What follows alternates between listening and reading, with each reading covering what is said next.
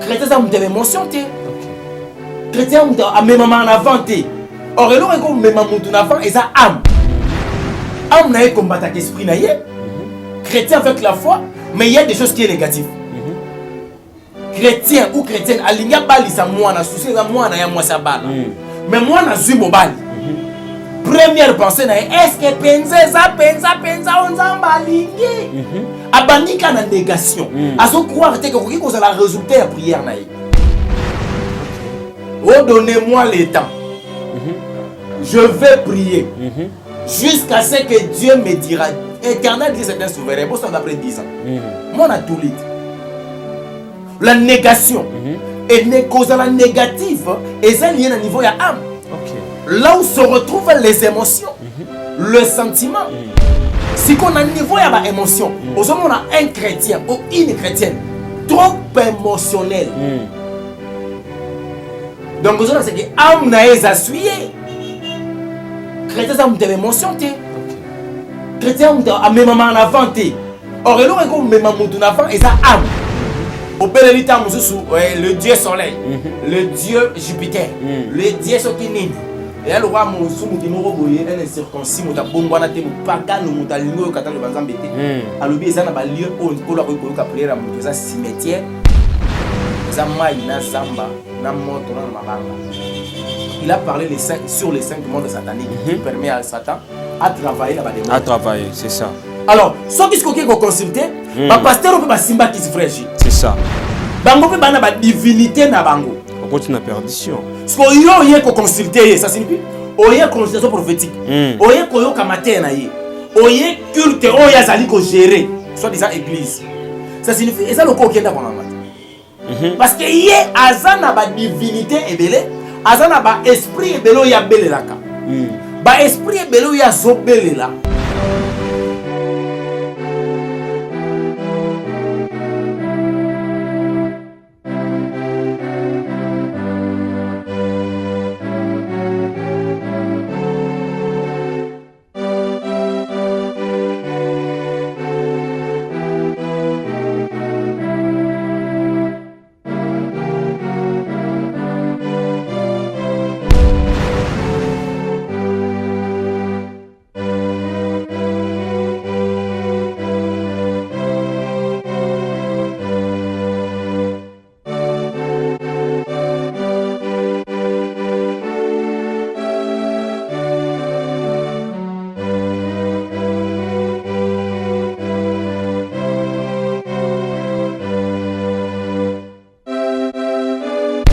Bonjour, bonsoir, chers téléspectateurs. Merci parce que vous avez belé, vous avez endabiso naboke bignonso.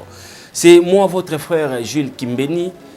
Ndeko na bino oyo a partager na bino plus makambo na kati ya kibonzambe ayembela bino basala nzambe pona koluka ko kotaka na mozindo ya kolanda nzambe parce que likambo oyo vient suivre oyo eza makambo mingi to priaka oui o priaka wapi o banga nzambe oui pratique na yo sala ka sur la terre za pratique nini en tout cas tozaka na posa kozongisa bana nzambe na lignée parce que toyebi bien que Jésus-Christ revient bientôt.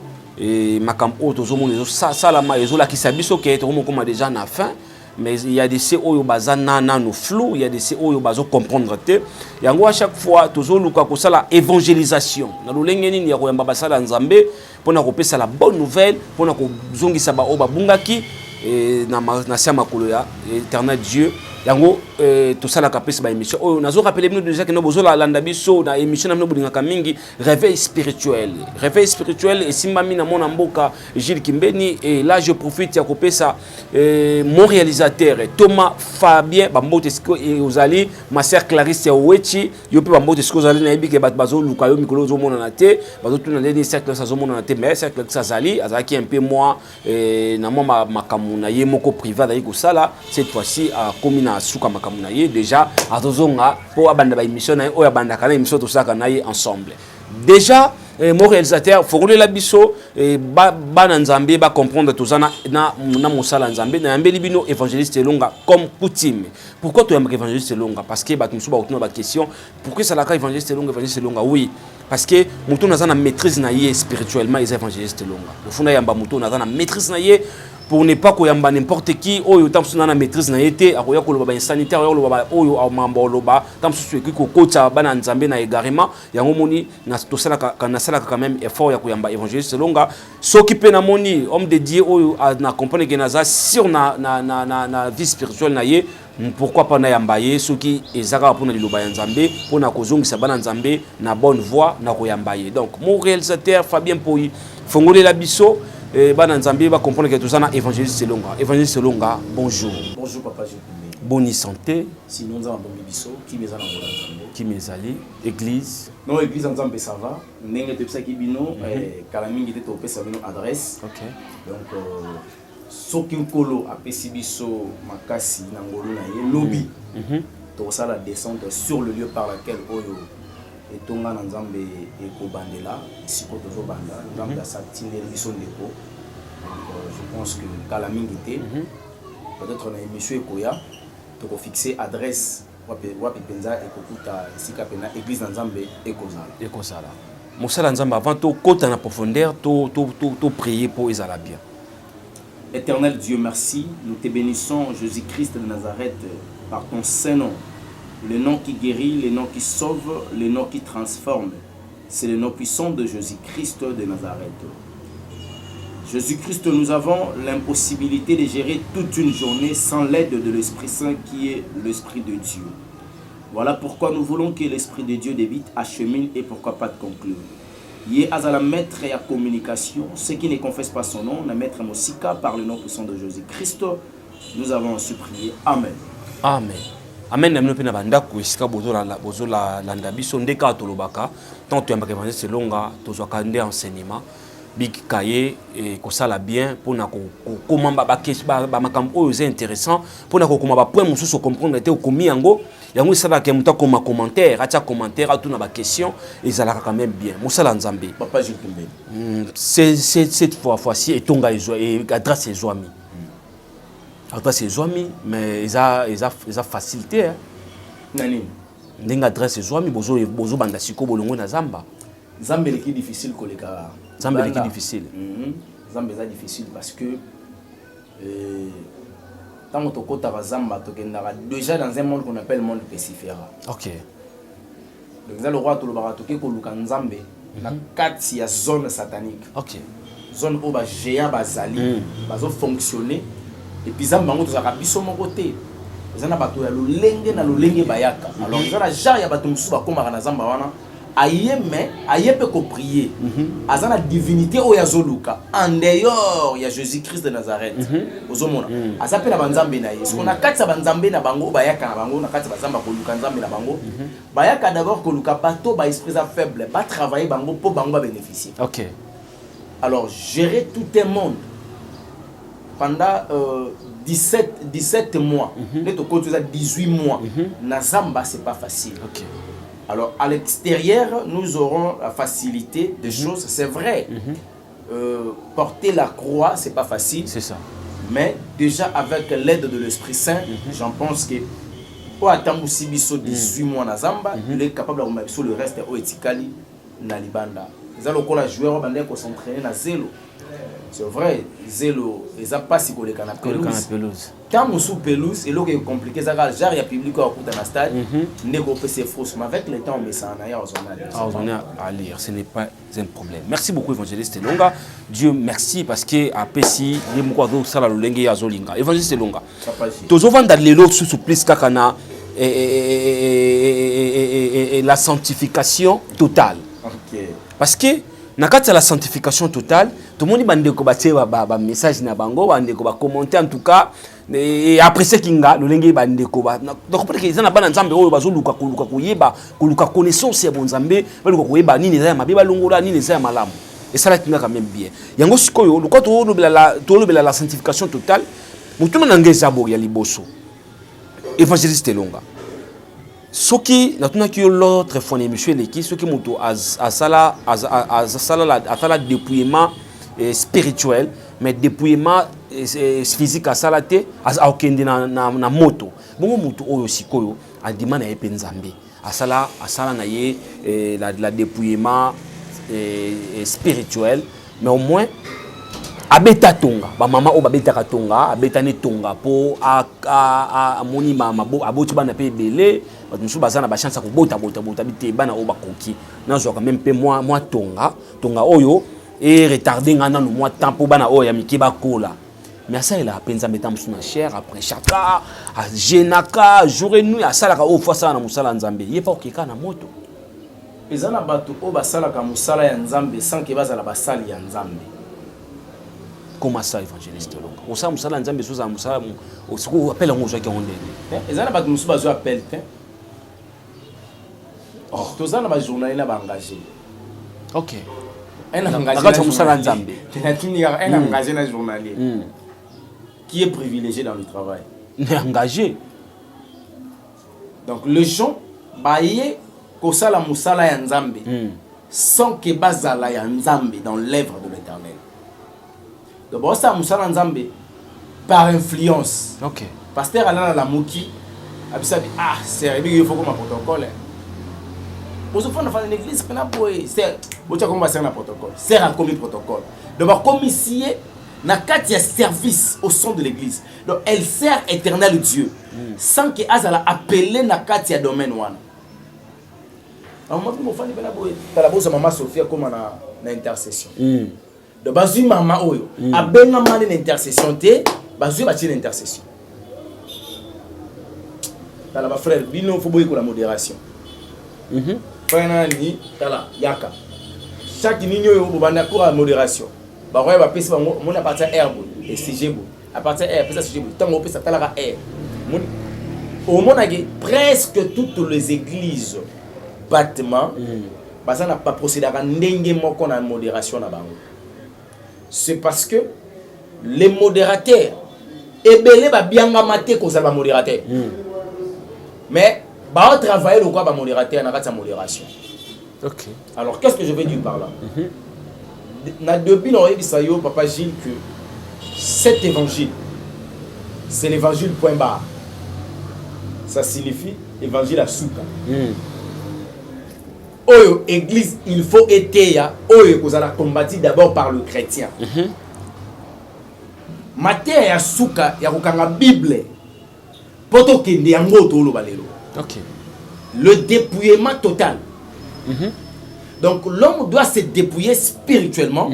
L'homme doit se dépouiller sur le plan âme. L'homme doit se dépouiller sur le plan corporel. OK. Donc molimo elimo nzoto dépouillement il faut esalema. Soko lobi ozamo santu na molimo. Mais ozali na capacité ya ko suyer âme na yo. To ya ko suyer corps na yo. Le lieu de tourment ezali kozela yo et finish l'enfer. Ba chrétien est belé. Boko comme enseignement parce que problème na bango ezali ba memi la modernisation au sein de l'église. OK.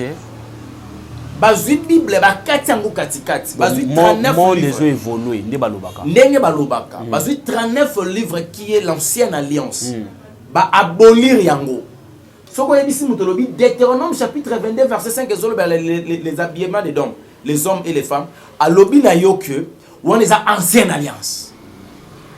Et il y a une maman na qui commentaire na yena kota muke excusenga bana nzambe bo excusenga to ka to sosola basidikilanga baba na kata ko maloba balinga oloba non na ningina bon na épité na ningina kota iloko moko po esunga biso so na kata kezaka pona ko sunga biso kaka évangéliste Longa il y a une maman oya komi alobi papa Elonga il faut ovandisa biso penza na version wana ya Deutéronome parce que na tango akala bato bazaki kolata ba robe pantalon ezalaka te mais le komi makamba ba pantalon. Frère Gilles, la parole de l'Éternel na la Bible ba bato mibale. So il faut comme sango bato. Baza bilo mibale. So ki biloko c'est que to benga ngona français ba chose. Et ça deux choses différentes. Qu'est-ce que je veux dire par là? Actuellement nous avons beaucoup soi-disant des hommes de Dieu. Qui connaît mieux, je dis mieux, pas bien, mais mieux la Bible, mais qui ne connaît même pas à un quart la parole de l'Éternel. pour que la Bible, les écritures de la Bible, eux comme la parole de l'Éternel, il faudrait qu'il y ait une révélation. Alors, est-ce qu'on a bateau, la Bible, c'est la révélation. Ok. Tant que nous avons expliqué mieux, et là, il faut la révélation de cette parole. Pour avoir la révélation de cette parole, d'abord, tant qu'on va péter ça verset biblique. Moto atangi so asosolité, moto ko sosolisa e ko lekelonga za molimo santo. C'est ça. Il y a des choses toté yango par révélation sous bassement les écritures. Mais il y a des choses toté yaka les écritures on explique par rapport à la révélation liée aux écritures. Au monde. Alors, je vais d'abord répondre à ce qui concerne ma première question tunaki pour na ndeko oyo azwa batonga wana ya contresan wana ezotelemela la makambo etali kobota. C'est ça. Papa Jules Kimbeni, moi soki obot ndenge biso tobota lelo ba Indira Gandhi na ba Tuberger Queen Boy. Je prends l'exemple de Tuberger. Aujourd'hui elle a 3 ans, 2 ans que 3 ans. Mon ndenge mwana ngasa wana. Nombre ya bana akobota sur la terre. Éternel ya yebi. Ouais. Mais moi son père biologique, je connais absolument rien. C'est ça. Même Yemo Nazana yebite quand on a pas combien. Mais par la prédestination de sa vie, Éternel Dieu sait que Tuberger il y aura un âge. Oh la liboso robota, robota moi liboso azana âge robote. Moi na souki ça ayebi na ba komba bana wana. Ce quand le va que moi na wana akobota bana 10. Tuberger na mokila sa boutique 5. Abandi kota la siko réalité ya vie. Mundela yelie kobota na bwana kobota na bwanya zwa tonga oye ko empêcher yo obota soka zuka tonga atiena na nzoto tant abomi 5 enfants so tika tonga moko wana papa Gilles Kimbeni non peut ce exemple soki nzamba loba ke fa bota ka bana ne car il y a 2 ans to 3 ans il y a kazu tonga 10 ans après 5 ans na 10 ans wana combien de bana bakufa parce que Genèse chapitre 1er 28e verset, tu as ma commune en Zambie, ils sa moto. Éternel, ils ont sa moto. C'est ce qu'on appelle la possibilité. Bible de l'objet d'atteindre la commune de Jésus-Christ. Amen. Dieu les bénit et Dieu leur dit soyez féconds, multipliez, remplissez la terre et la sujettisez et dominez sur les poissons de la mer, sur les oiseaux du ciel et sur tout animal qui se meurt sur la terre. La multiplication de la terre, la contradiction dans Gozali pour donc la contradiction à se multiplier to pe ya kobota et ko pe sa vie na moto mosusu. Contradiction dans Gozali boma. OK. Soka lobi moto lobi na ya na voya koboma ke na boti mwana. Après na bomi l'état congolais ko kanganga. Okanga c'est ça. Mboko na za ba okanganga. Et la religion est belle. Par exemple, les qu'on a vu sur la Chine, pendant bango sur le plan de leur vie, l'avortement n'est pas un péché. L'État doit kangela angote. Or, nous allons reconnaître un sémence. C'est ça. Ou ils n'ont pas mobile. OK. L'existence de la personne. Alors reconnaître un sémence. Parce que l'Éternel Dieu a dit à Jérémie, je t'avais connu avant que tu sois dans le ventre de ta maman. C'est dans sa sémence. C'est ça. Éternel Dieu savait qu'il y aura un prophète des nations qui viendra, il s'appellera Jérémie. Et ailleurs, je t'avais consacré quand tu étais encore au sein de ta maman. Donc, au Komaki, aux gens et pas kolami, yabasakoli. Tant vous avez mon maman. Pouvez-vous imaginer, Papa Gilles?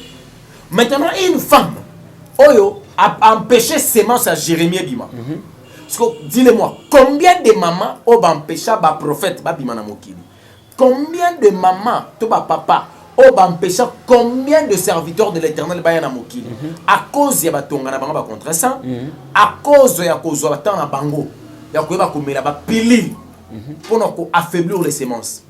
Diable a yebaki ki moto akoto sanzambe à 100%. Ndé abandi ko créer des problèmes sur le plan sanitaire, sur le plan social. Pour atteindre que vie a passé, que bota ban aux impossibilités au beaucoup la bango. OK. Or chaque enfant a avec une bénédiction par rapport à la mission qu'on a payée. Par rapport à la mission qu'on a payée. Yango zongo na bandeko ebele ba okeli felo. Siko ndeko oyo azotel lo banzambe. Azana cher aza servante de l'éternel ayembelaka nzambe mais azwa tonga azali simple échelle qui permet aux autres mamata vers le paradis pour yaki l'enfer. Alors se retrouver le quoi bourretu o aidaki ba maçon na chantier pour ba tonga ndako tango ba maçon basilisi ko tonga ndako papa ba ke ko zwa vitrine ba tia na ndako ba zui verre ba ba tia mais soki mbule bandi ba tiki ye libanda bourretu aidaki ba tonga ndako ando pour elambola.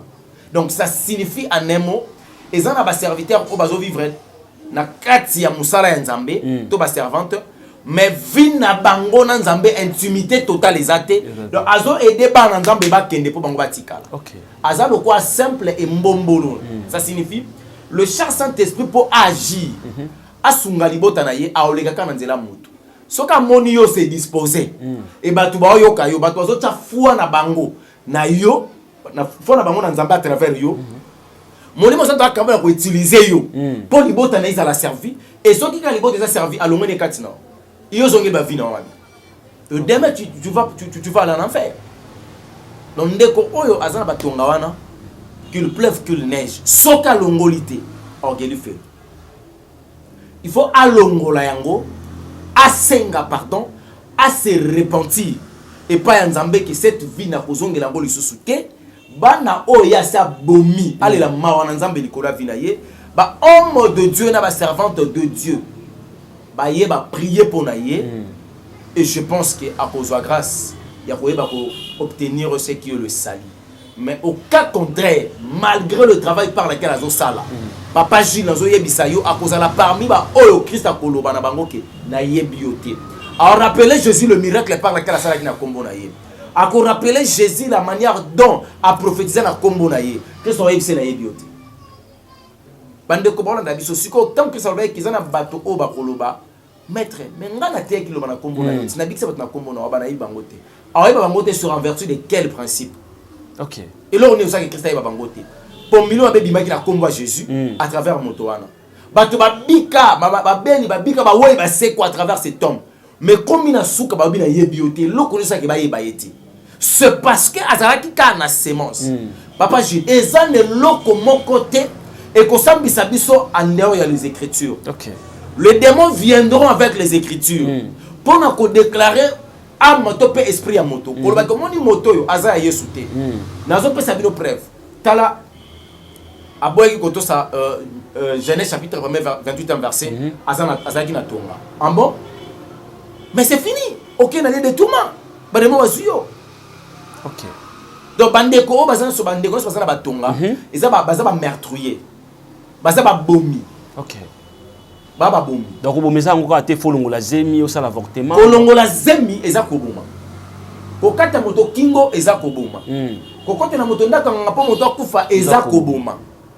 Ko sopape semence verset biblique ezali eza koboma.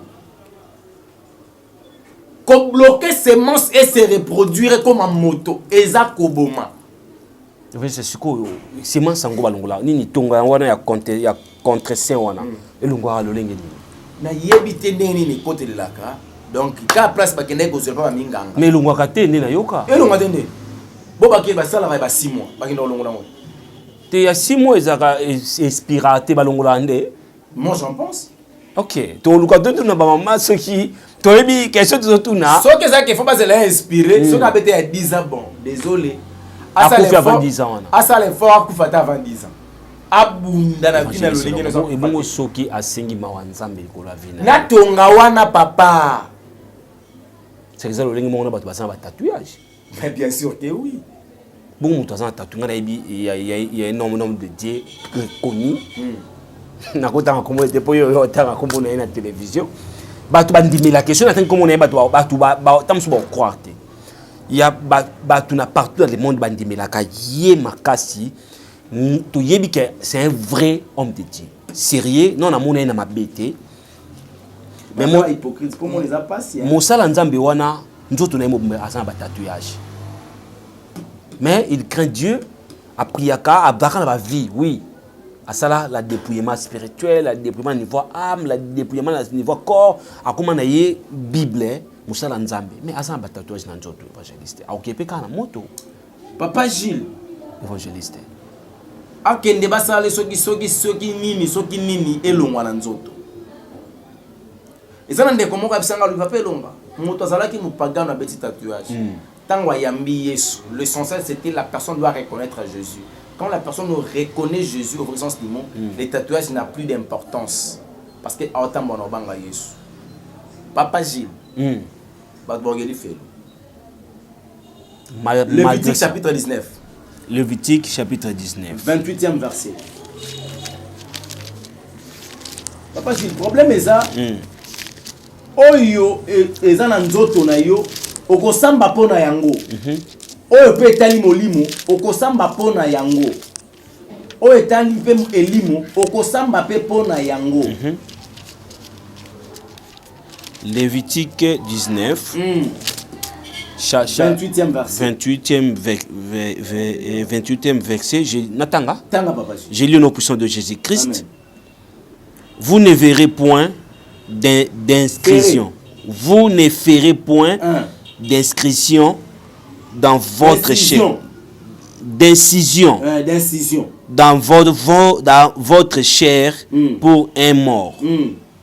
Et vous n'imprimerez point de figures sur vous. La version c'est pardon, la Louis II 21. La Louis II. Bible lobby. Vous ne ferez pas d'incision sur votre corps pour un mort. Et vous ne vous ferez pas des tatouages. Je suis l'Éternel. Ok. Bon, ceux qui se connaissent un tatouage. Verset biblique, oh, vous voyez ça. Nzambege na yeba kiyo. Olongo na kamote poani. Ok. L'ignorance tue. L'homme doit se dépouiller donc sur le plan corporel. Papa, sur le plan corporel, ce qui m'a lobby, nasina yambi yesu natikala o naza aukelife. Donc pasteur on a ce pas yo kabiso a kiniko effacer ça. Obligatoirement. Il faut effacer un mot. Mais c'est ils a facilité évangéliste. C'est comme ça avec le diable. C'est comme ça avec le diable. Frère Jules, papa motonyo so oya kendaka koluka diable. Même elamba oya lataki et ko représenter le jugement na. OK.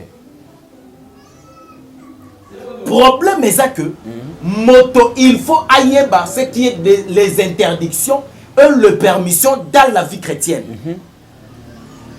Les gens croient, les gens pensent, les gens imaginent la vie chrétienne. Et surtout dans la spiritualité. Papa Jules, c'est faux. Moto asatika masangatika kindubatika kobatika ko inatika kindokatika ko bomatika tika. Mais elle est négatif cette personne là. Donc ça signifie qu'à niveau il y a âme il y a que la négation. Mais c'est le combat de la foi. Âme naïe combat avec esprit naïe. Chrétien avec la foi, mais il y a des choses qui sont négatives. Chrétien ou chrétienne aligna bali sa moi na souci na moi na ya moi sa bala. Mais moi na zui mobali. Première pensée na est-ce que penza on zamba lingi. Abandika na négation. Azo croire que koki ko ça la résultat la prière na. OK. Oh, donnez-moi le temps. Je vais prier. Jusqu'à ce que Dieu me dira. Éternel dit c'est un souverain. Bon, ça d'après 10 ans. Moi, on a tout dit. La négation. Et ne cause la négative. Et ça, il y a un niveau, il y a âme. OK. Là où se retrouvent les émotions, le sentiment. Si on a un niveau, il y a des émotions. Aujourd'hui, on a un chrétien ou une chrétienne trop émotionnel. Donc, aujourd'hui, c'est que l'âme n'a essuyé. Chrétien, ça me émotion. Chrétien, a même en avant. Or, il y a même en avant, et ça âme. On a un niveau, il y a âme, ce qui âme na yo. Et ça bien calculé. Et fandi na soubassement la parole. Ba principe na ba discipline chrétienne exacté na niveau ya âme. O geli felo. Ato yamba Yesu. OK. Jésus a dit que là aux âmes de émotion.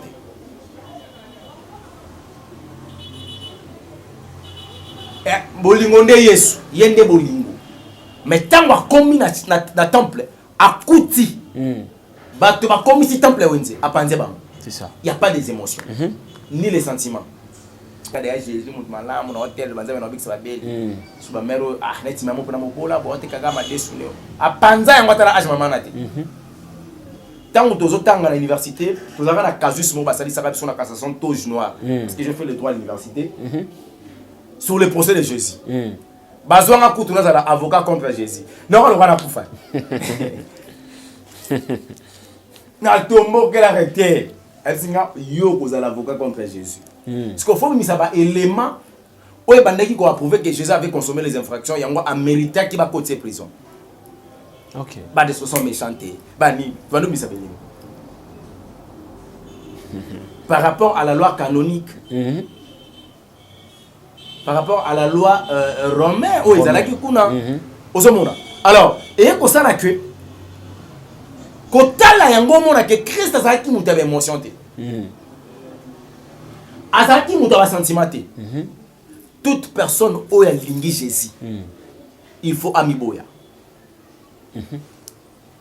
Oh il y a linga kamingi. Faut ba lokabwana ngo soki epesa nzambe lokumu té. OK. Autour d'un de quoi on dit tatouage au bêta awa to awa zaki ya nini. De comment moi ce moi na na scène a comment moi mobali au pe basi la kabwana. Soit ça étoile. Bon, ce qu'on tourne combo oyo. Or tous les noms derrière les noms il y a un esprit qui accompagne les noms. Comment mouvement passe là-dessus. Mansoni soni landi. Parce que combo, ils ont un impact. Derrière les noms, il y a l'esprit. Voilà pourquoi on chasse les démons par le nom de Jésus-Christ. Derrière le nom de Jésus-Christ, il y a l'esprit de Jésus-Christ qui est l'Esprit Saint. Qui accompagne ces noms-là. Alors maintenant, la personne a possédé le nom d'une femme. Tant qu'on a comment marié. Avec cette femme-là, l'esprit est là. Papa, vous ouvrez, une femme de nuit. OK. Un mari de nuit. Nous devons communiquer avec l'astre. Nous devons communiquer avec l'astre à travers les tatouages sans le savoir. Papa Gilles, le monde spirituel est tellement bizarre. Quand vous avez dit que catholique a mis ça sur la classe, savez-vous qu'il y a un tout ça? Il y a 9 rangs des anges. Il y a 7 sacrements.